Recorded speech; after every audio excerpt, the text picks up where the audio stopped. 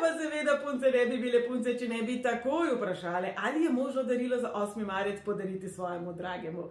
Ja pa seveda, ekola, novo pa ponudbim darilo za mučenike, kar pomeni 11-minutni video posnetek, ki temelji na njegovih numeroloških izračunih in se osredotoča na pozitivo. Se pravi, neko optimistično sporočilo, neka spodbuda, ki izhaja iz razlage tega, v čemu je dober, kaj so njegovi talenti, kako leto ga čaka, razlaga podrobnosti ali pa posebnosti rojstnega datuma, imena, priimka, izračunov in tako naprej. Predvsem pa je tu neka spodbuda, neka lepa beseda, nek pozitiven izraz. Posnetek lahko dobite vi na mail, oziroma ga lahko jaz obdarovancu pošljem 10.3. Izbirate lahko med temile ozadji, se pravi, to je to.